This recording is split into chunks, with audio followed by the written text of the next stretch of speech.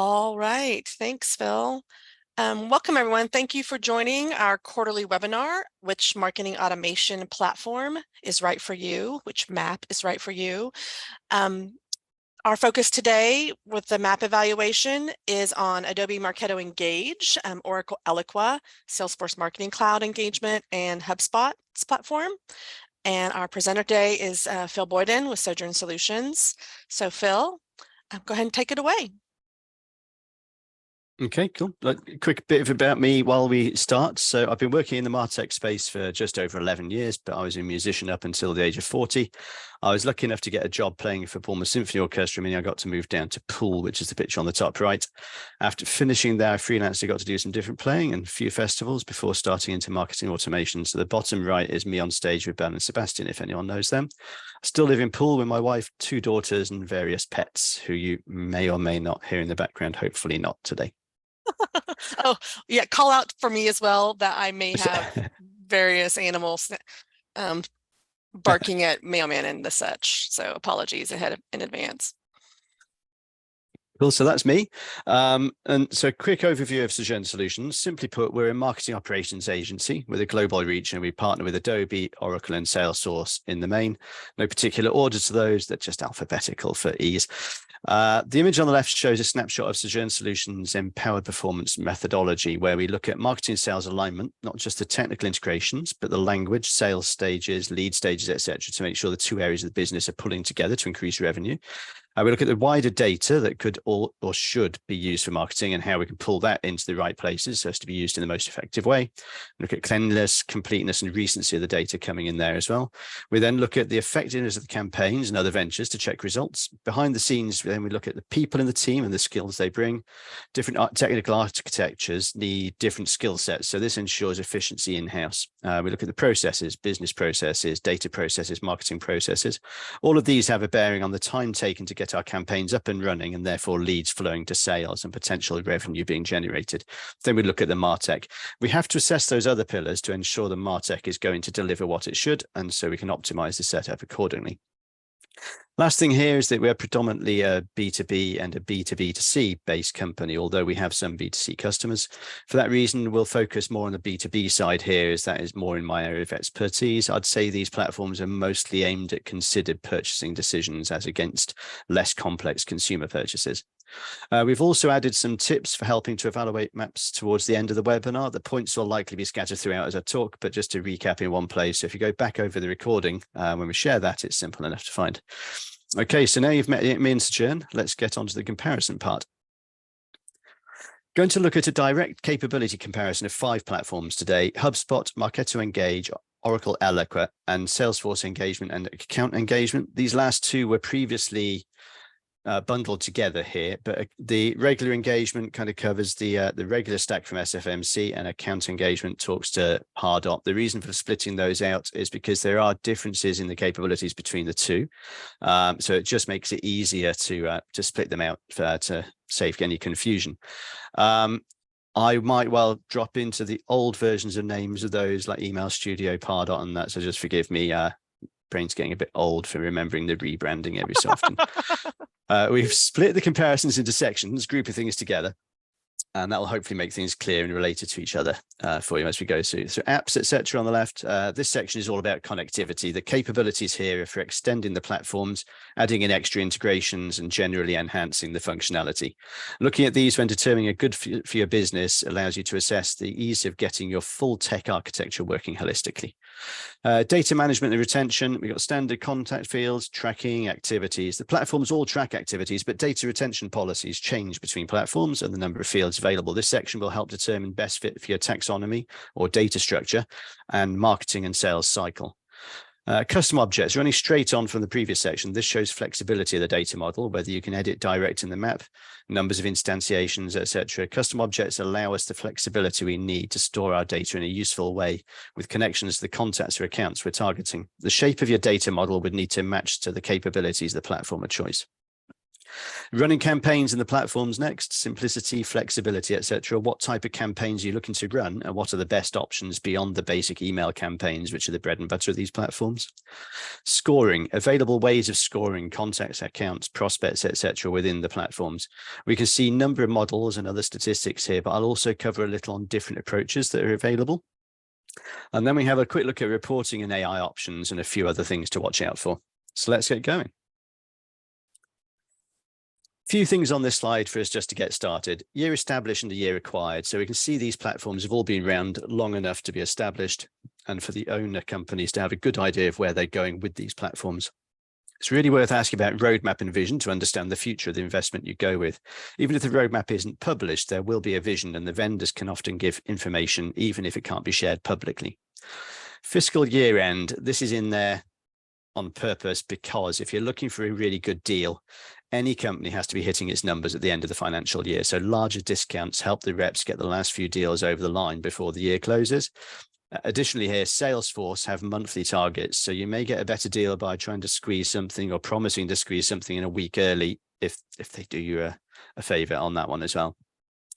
Market focus. So although they started in slightly different areas, all the platforms now claim to cover all business sizes. In reality, what we need to look at is your use cases and then map that across the technical requirements. The presentation here today covers the capability of the platforms, but can't tell you your own requirements. We can always help with that sort of thing. So give us a shout if you're looking for support there. Because the trims, plans, etc. are all named differently, we're going to abstract that out for you and refer to small, medium, large versions of the platforms. There are a few points where we are looking to specific capabilities. And for example, which versions allow database partitioning. And there we'll call out the exact version as if it makes sense. But in general, we'll try and just stick to small, medium, large. Before we deep dive into the MA platform specifically, I just wanted to cover off the wider marketing cloud capabilities. Although we can look at best in class, and there is usually a way of integrating things irrespective of provider, there are also advantages of looking at a single provider. Bundle pricing, no pointing of fingers when there's an issue between platforms, and a single vision are just a few examples there. If you're already looking wider than the marketing automation, then it could be worth weighing up the wider cloud with each vendor, as well as looking at the standalones. Best in class against best in suite are often discovered in some companies we talk to. Make sure if you're looking at multiple platforms from one vendor that you ask pointed questions on the level to which they're actually integrated. Sometimes two platforms from the same cloud are as much work to tie together as two from different clouds, meaning best in class is just as convenient as best in suite. Another thing to look at is the number of extra modules and therefore extra licensing costs from the different vendors that may be required to match the same requirements. The best place to start is to look at the use cases you are wanting to cover both from day one and into the foreseeable future. These will give you the requirements you need, and then you can check firstly if the vendor can cover these, and secondly how they cover them and what areas of the solution need to be in play. Also, it's important to ask to see these things in a demo. Depending how things are done in the platform, your approach and way of thinking may well match one platform and not another, even if the end results are exactly the same. Something to mention here is around the social aspect. There are some really good third-party tools that connect into these platforms. One example is Octopost, allowing you to get your social interactions into your map for scoring, follow-up, etc. You can also use apps to push data to Facebook audiences as well. So always ask questions to understand how your different requirements can be achieved. This is all a bit beyond the scope of what we're really looking at today, but feel free to reach out if you're wanting to chat about these things further. Okay, on to the main event. Integrations and APIs allow us to extend the out-of-the-box capabilities of the platforms. We can see Eloqua has the largest number of apps, but make sure you are relating these to your requirements and looking for or asking about the apps that match those. The nice things with apps is they're tried and tested and maintained by the company who owns those apps. Next up, we have the API limits. If you're looking at pulling a lot of data into a centralized warehouse or into reporting platforms such as Power BI, this is a section to take particular note of. As the platforms grow with the business, it's worth thinking on scalability as well. Make sure there's space to grow with the thresholds you're looking at. Another thing to check is if API calls are included for certain aspects. An example here is Marketo Connector for Salesforce CRM doesn't actually count towards your use of the Marketo API limits. Lines 3 and 4 here look at the call size limits. performance here can vary drastically between platforms based on these limits. For example, extracting 1 million records from each of the platforms would take very different times to complete that task based on the number of records returned in a single call. If you're going to be using the API heavily for movement of data, make sure you are understanding the amount of data you're wanting to move and the time implications for meeting your needs. For very large requirements, make sure you're assessing the amount of data per call as well as the daily limits and adding those together. Ask the vendor for examples of timings for the calls to return a response. Another thing to look at with the API calls is ease of use and depth of reach into the platforms. There are some tasks that can be hard to complete in one platform compared to another based on the richness of the API. So again, get a tech or product representative from the vendors to ensure your needs are covered and how. The last line here is for the integration of flat files. This can really be great for forcing a simple integration when middleware or development is prohibitive for budget, but you want data to flow. Sorry, just a second. Some homegrown systems can often read and write flat files. So this gives a neat way to tie things together in those scenarios. Last thing to chat about on this slide is the vendors are constantly improving the platforms with the latest releases. Examples here are Marketo adding Adobe Connect as a native functionality in Engage, and Eloqua has just added the capability to have a webhook app directly on the campaign canvases and program canvases. Okay, native integrations are those that come out of the box. They don't work straight out of the box. Some are set up by creating a user with the correct access and switching on the integration. Others are set up and customized directly in the system. There are higher costs to setting up the more customizable integrations, but there are also potential advantages. So as usually it all comes down to the requirements you have based on the use cases you need to satisfy. Some platforms allow us to create bespoke custom objects and populate those through integration. Some give us a view of Salesforce objects, and some, based on the trim, don't give you custom objects at all. So again, sketch out exactly what you need. We're here to help if you're not sure and need to build a suitable taxonomy against your data sets. Row 3, Adobe recently partnered with Vertify and so can handle multiple CRM integrations now. Eloqua handles this in all versions and FS, SFMC in the larger trim only. These are the out-of-the-box integrations we're talking about here, though. So if you're using a different CRM or have some other requirements and you're sticking with those that CRM, ask how the platforms would handle that and how maintenance of those integrations would look. Error notifications up next. These can be a real lifesaver. I flew up to Glasgow once to help a company troubleshoot an integration as they were getting error notifications. The integration had been placed and working for so long, they had no particular need to check on it. So the integration error notification was really needed. Oddly, it was just something had fallen over in the back end, and the only solution was to rebuild exactly the same thing and start it up. But irrespective of that, they wouldn't have known it needed fixing without those notifications. And in that scenario, a lot of policies would have been lapsed for renewals, and the profitability of the company was likely to have dropped, even if it was only in the short term. The last row here talks about duplicate leads, which are covered by most platforms these days. Have a think about your lead and sales cycle and whether you need to be updating leads or creating new, or a hybrid approach maybe based on product of interest. Whatever your needs, make sure to request an explanation or even better demo of how the platform can handle this when talking to the vendors. Ask about the handling of lead conversion, deletion, and things like that as well, if it would affect your sales cycle. There's a customer once who had a need to return contacts and opportunities to a status of active lead if they didn't convert in a given length of time. So the opportunity cycle would come to an end, and this caused a huge amount of complexity.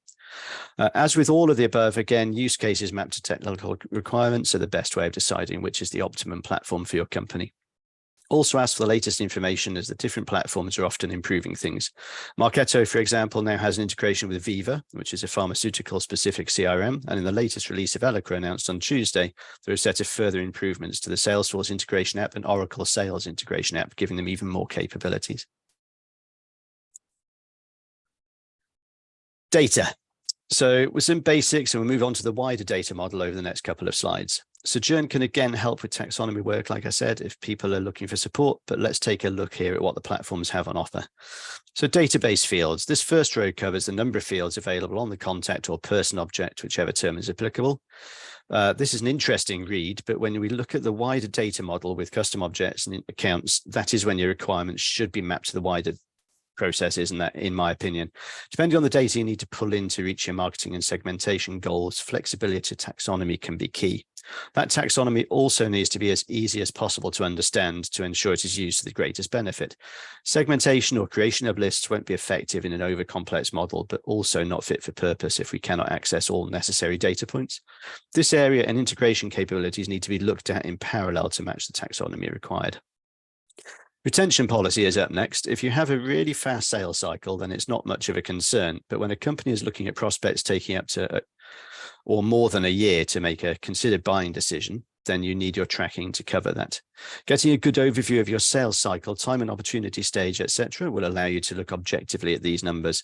I was talking to a company about Marketo Measure the other day, which is Adobe's marketing reporting tool for attribution modeling, and they had a 9 to 18 month sales cycle. So to track their prospects' interest and activity through the entire sales cycle, you would need the longer retention period, or alternatively extract data and hold it for longer in a data warehouse, or perhaps pull it into custom data objects in the platform. Both those other options would add complexity to the setup and maintenance of the platform. Conversely, though, holding data for longer than required also comes with its own implications and issues. Database partitions allow different users to only have visibility of the contents they should be seeing, whether that is based on companies with different separate brands, regional separation of teams, or something else like allowing franchisees into the platform. If this is a concern, it would again be worth thinking around all requirements. Should assets like email templates, landing pages, and forms also be visible only by certain teams or team members as well? If so, check into all security measures available and ask about the flexibility of those. Can you create new or customized security groups with different permissions, or is it a one-size-fits-all? Asking to see how this is done in a demo will let you see ease of setup and understand the maintenance needs for future changes in requirements. One more thing to consider if partitions are a major requirement is whether you need different branding across the business units who have the separate visibility. If so, ask the vendor how multi-branding is handled and the numbers allowed for the brands when doing this. Get their best practices and an idea of how they would handle the number of branding options you need and when the cost implications are. Data management tools. All platforms have things in place for this one, but I just want to mention an app for Eloqua here, as it can be added in for free in any version of the platform. The contact washing machine is a really simple tool with a lot of power for aligning data and cleaning it. This is often used for cleaning form data coming in before pushing it onto sales as a lead, or before it's displayed in field mergers. It's got lookup tables and even the possibility of using regular expressions. It's a really powerful tool. This area can also depend on the skills within the team. So make sure your team match the platform needs in their skill set. Sounds obvious, but can often be overlooked, meaning adoption is low and the platform isn't worth investment. Now, we can also support on change management here. So get in touch if you're struggling with adoption across any of the platforms. Field change history tracking. This allows you to track a field and drop people into a flow based on that change. An example might be a customer who is not renewed and is not responding to a salesperson anymore. They get marked down as previous customer, but that change allows them to be picked up automatically and targeted with a win-back campaign. Likewise, other changes on the same field could trigger welcome campaigns or even benefits for customers who have become advocates. Next up is custom objects. These allow us to extend our data model, giving the opportunity to hold more complex data than is available on the contact record on a many-to-one basis, for example, subscriptions. This slide is fairly self-explanatory, but I just want to clarify the difference between a custom object and a custom object record across rows 2 and 3, in case people aren't familiar with these terms. Let's say you have a custom object called purchase history. That would be a single custom object, and it could have 250 custom object records for different purchases against a single contact or customer. So if we now look at row 2, we can see the limits for the number of custom objects in the systems. Salesforce, however, treats this a little bit differently. Whereas the others have a specific number of custom objects you can have at the different trims, Salesforce allows a different amount of storage across all custom object records across the trims. So it's worth having a think about how much data you really need to be storing there. When you're looking at the scalability and flexibility of the data model, remember we don't need to hold all data in a marketing automation platform, but we need the flexibility to hold enough of the right data to power our segmentation and to push the right message at the right time. Again, we're back to use cases. Look at your data model, decide which pieces are relevant both now and for the future. On top of the segmentation, we need to think about the personalization, so must ensure the data model can also provide the flexibility to drop relevant data into emails, landing pages, etc. for personalization. Make sure the way the data is stored will allow for this when talking to the vendor, and ask for costs based on number of objects in the taxonomy to meet your needs.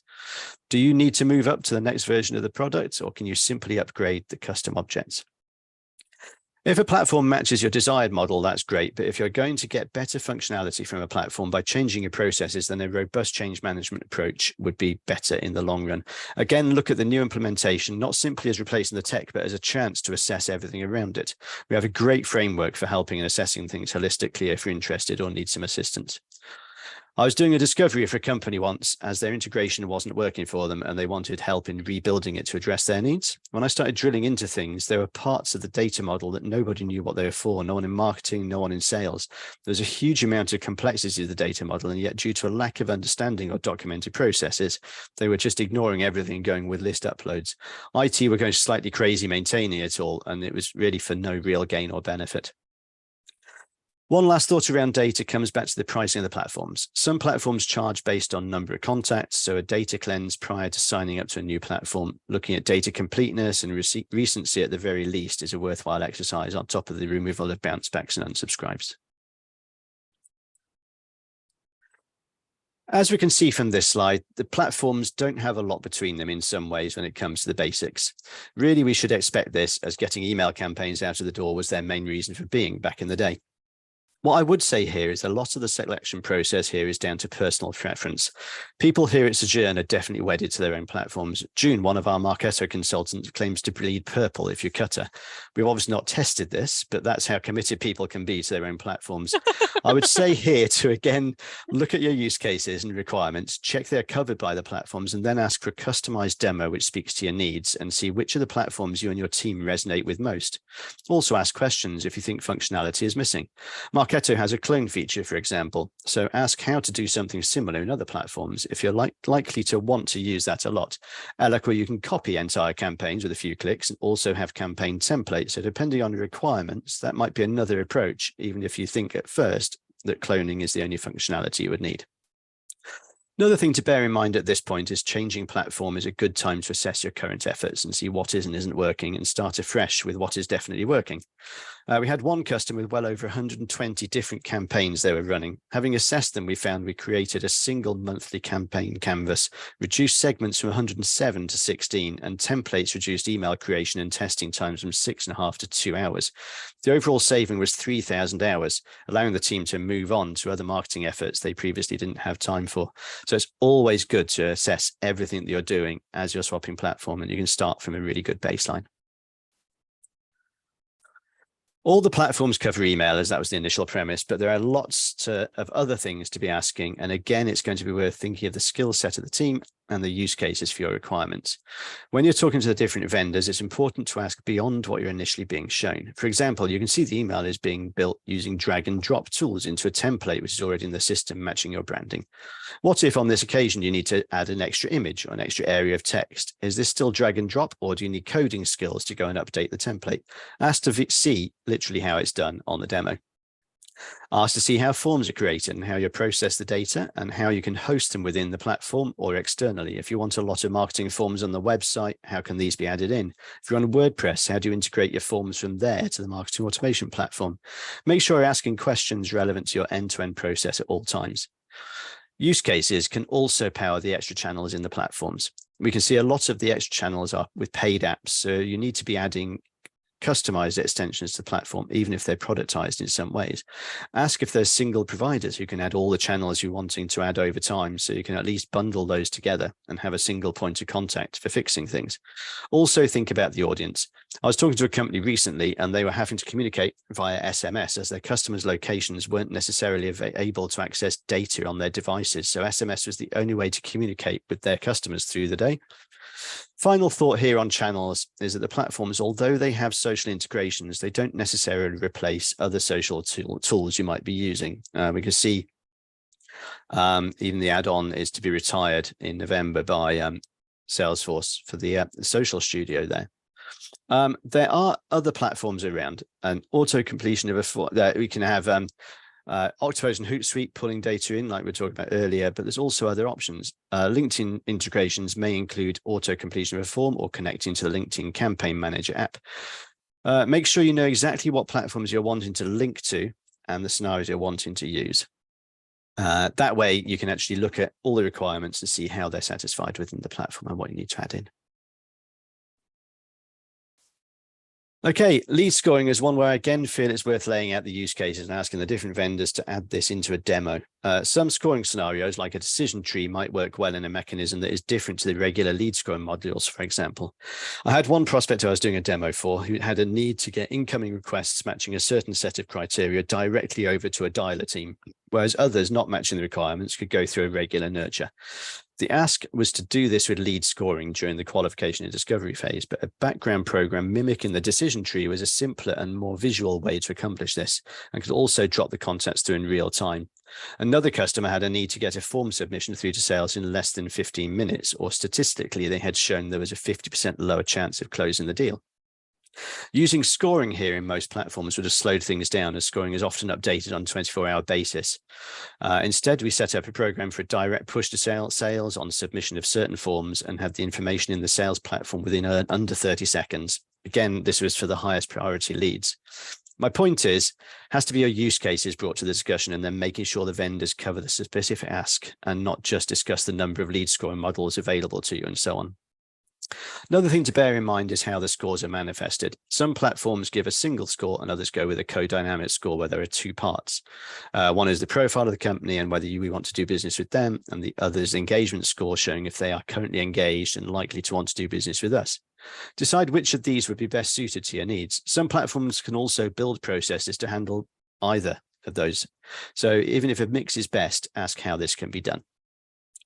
Degrading of scores is a good one to take a look at for the setup as well. Some platforms can degrade the scores by checking scenarios and giving a negative score. Others can have time-based interactions. For example, give 100% of the available score for this part if they submitted a form in the last 2 days, 80% if it was the last week, and only 50% of the score if it was in the last month. This can be simpler than setting up a tracking program to add and subtract scores and running it all the time. Ask for demos against your requirements so you can see how things are done in the platform and how simple it is to maintain and update your scoring.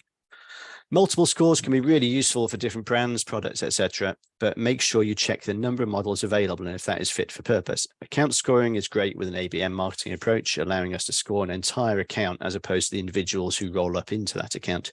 Account scoring is sometimes an add-on feature, so if you need this, check the details. Also ask if there are other ways of gauging interest. An example might be salespeople getting an alert if someone from their top X accounts is on the company website, or having a visibility of your contacts linked to a company when you're on their website. Scoring is a way to gauge if a lead is ready for sales, but some of the platforms offer other tools linked to the MA platform, enhancing the role of sales in the overall cycle, allowing even better collaboration between departments. Really worth having someone representing sales to understand the benefits they would want to be gaining from the marketing platform, as well as just marketing. Armed with your use cases, you can ask the right questions to see which of the platform's user interface and extra options works best for your needs. Okay, when you see a demo, you're likely to get the all singing, all dancing version. So it's important to not just understand your requirements are covered, but also the number of people who can access the system, which pieces are bolt-ons, which pieces are maybe not necessary from day one, but can be requested at the start and switched on later to take advantage of any new customer discounts.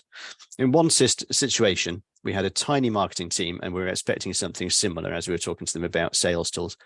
It turned out the two marketeers were creating leads for over 200 people in sales. So the sales tools discussed required a huge number of licenses. Sales users accessing different tools, general marketing users, etc., can all have limitations for seats, as they referred to, and overages can be more expensive than paying in the first place. So make sure you're covered for everyone who needs access. Reporting is a good one, as we all need to prove our efforts are really doing what they should. Whether that is proving marketing generated revenue or number of leads converted, whatever the KPIs, it's easier to prove your worth with good reporting. Just want to point here that Marketo does have its own reporting, but Marketo Measure, previously known as Visible, is the add-on and is a really good tool for showing attribution, just in case having that as a paid add-on causes confusion. That tool can also work alongside the other map. We had a customer where they were using a large sales team to phone and push for renewals. The renewals were to rebook advertising space in publications for specific industries. We set up some automated processes for them and a renewals portal was created. This gave the sales team time back to increase new business calls by 11%, and the sales cycle for renewals went from 95% of them closing in an average of 87 days down to an average of 24 days. This gave an extra 63 days to spot trends and be able to expand the publications, giving more space to sell. Automating the renewals through marketing had a massive impact on the availability of sales and therefore revenue and profitability. Reporting back on that gave marketing an elevated position in the company as a whole, as they could track and claim that boost in revenue. Artificial intelligence is all the rage at the moment, but it works in so many different ways. You need a combination of your own requirements, but also to ask the vendors what exactly their AI capabilities are. You can also ask partners to talk about wider AI capabilities from third parties, apps, and add-ons. Last line here is the sandboxes. Check your sandbox requirements, as some of the platforms have prod to test, but not test to prod functionality. If your company has a strong rollout policy, then check how this can be handled. Manually recreating changes through dev, test, pre-prod, and prod can be very time consuming and also prone to error, meaning full-on testing each stage as opposed to just a smoke test. One last thing is to talk about modular functionality. If your use cases and therefore requirements mean you only need a couple of pieces from a more advanced version of the platform, check if it's cheaper or possible to take a simpler version of the platform with a couple of add-ons. Okay, so with the drive around environmental, social, and corporate governance, or ESG, when thinking about investments for the future of your company, it's worth bearing in mind this will be becoming more and more important over time. Ask the provider about hosting, carbon offset, and how they are putting other measures and initiatives in place around this topic. This is cloud software after all, so the software is hosted, meaning there needs to be a responsibility from the vendors for this, as it has a knock-on effect to your companies when you're investing in them.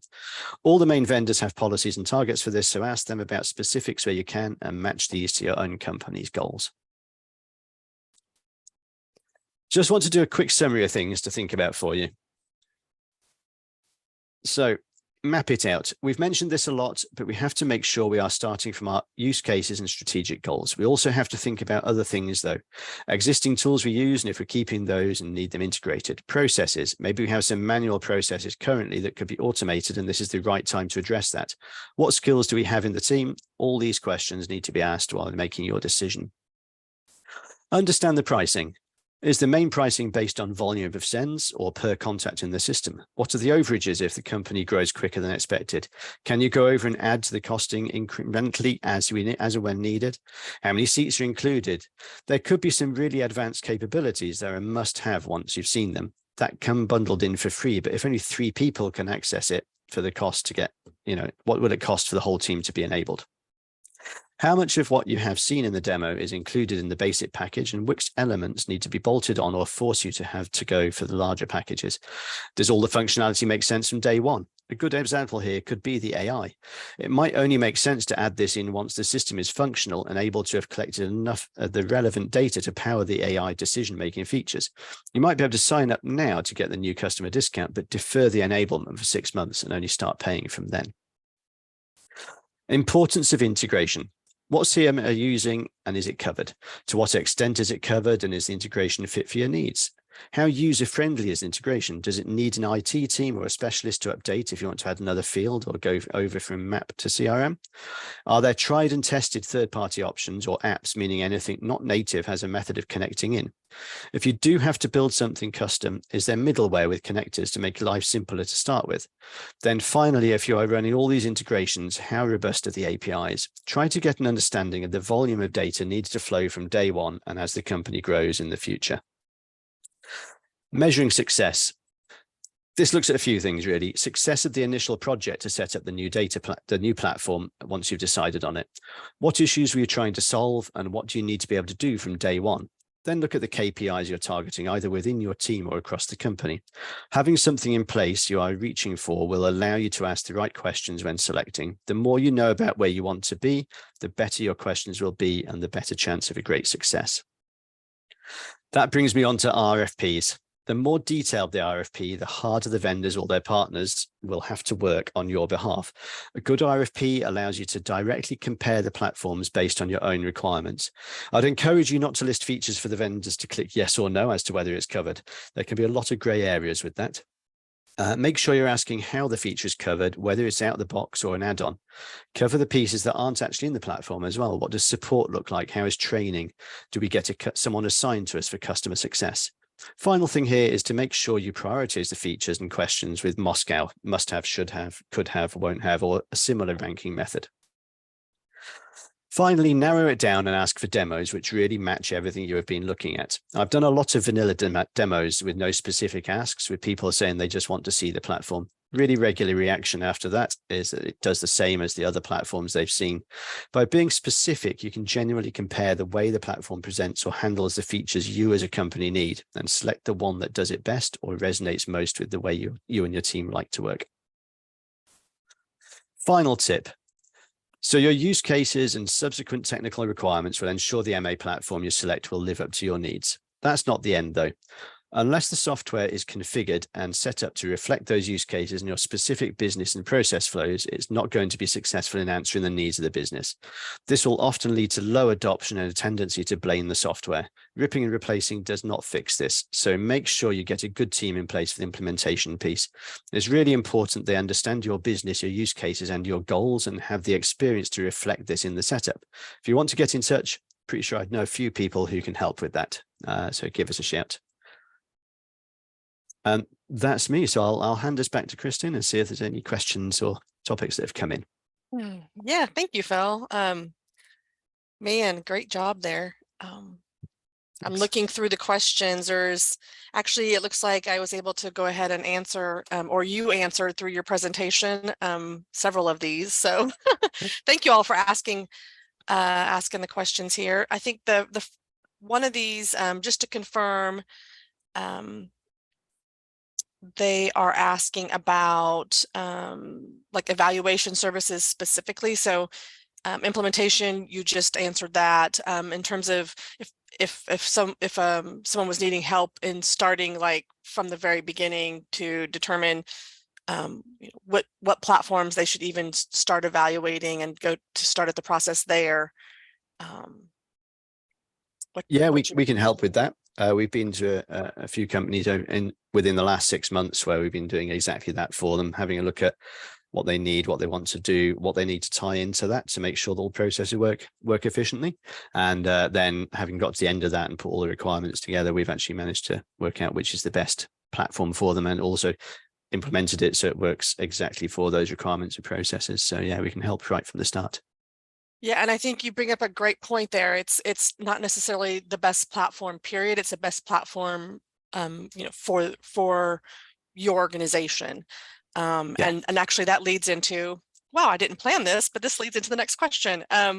Use cases. So this gentleman is asking about, let's see, he says that they've had, it's been challenging identifying the use cases because they're getting a lot of information back from across their teams as they're trying to pull these together. Do we have any advice on doing that? Yeah, I mean, I'm happy to have a call. My email address comes at the end. Feel free to reach out and get in touch. But yes, I found that before now I had there was one company I went into and it wasn't just Eloqua, but we were setting up Eloqua sales, educational platform and stuff like that. And the number of people involved through that and a commerce site for not only buying courses, but also buying bits of, I want to say memorabilia, but that's not what you buy from a university or something, is it? But you know what I mean? And tying all those kind of stuff, right? Yeah. Yeah. So all the stuff that you were trying to tie together, the requests were coming in from so many places that we started categorizing them and putting those into certain areas. And then you could actually, it was much easier to spot duplicates coming in there. And then what we did from there, we took the things that were really close together and rewrote them so it became one requirement and then set them back to those the different departments to check they were still happy with it. Their requirements covered and that use case was covered. And we had everything from use cases and I want to be able to click a single button through to having someone submitted the form. I would expect these 80 people to be notified and stuff. So it's that when people do just start chatting and coming in with use case. I think just categorizing where they sit with their functional, non-functional, and then within those areas as well, whittle it down into areas. But we can help if you want to give us a shout for sure.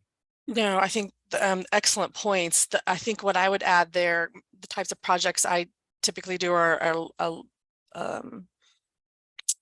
we're looking at like aligning to business goals and what are your success measurements. I don't get as down into the tech at times as Phil is fortunate enough to be able to do, and others on our team. But what we do look at in terms of prioritizing is, make sure that you and everyone involved in the process is clear on your business's goals and how you're measuring success. And sometimes that can, if you have a big wall of use cases, you can take those and start aligning those and then prioritizing them, maybe even in phases perhaps, but that can certainly help, that type of exercise. And again, to Phil's point, we can help with that. It's not a favorite. It is one of my favorite projects to do, actually. Misspoke, apologies. Okay, last question, just real quick. So this one actually takes I guess kind of going to more of a 30,000 foot view over the full MarTech stack. In the kind of projects this person's referencing, they're looking at a map kind of evaluation audit process, but they're wanting to look at their wider stack or the full MarTech stack. Is that something, do you have any tips there? Is that something that's that you can help with as well? Yeah, we actually have a package where we can actually assess the entire stack. And we often find, so by doing that, you pull in all the different platforms you're looking at, you pull what they're used for, you can get the license end dates, the costings and stuff. You can actually look at redundancies, because as people add things over time, so, if we roll ourselves back 10 years, that this platform did that, this platform did that, this one did something else, we needed all three.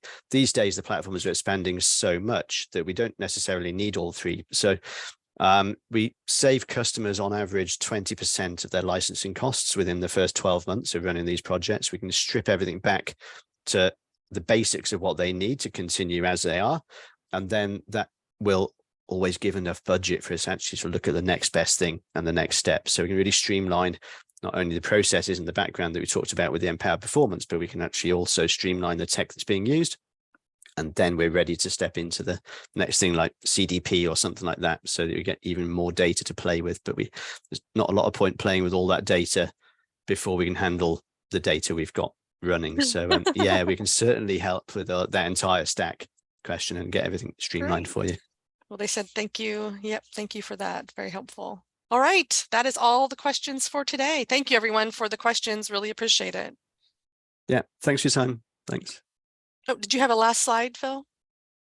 Oh, yes, I did. I was about to stop recording that as well. It just says thank you. Okay, yeah, there we go. Time. That's right. It's phil.boyden@sojournsolutions.com. Yep, got to get all that in. Definitely reach out to Phil. Excuse me, Phil. And if the registration for the webinar coming up, the next quarterly webinar will be October. Well, I'll get all those details set up, so that'll be good to go.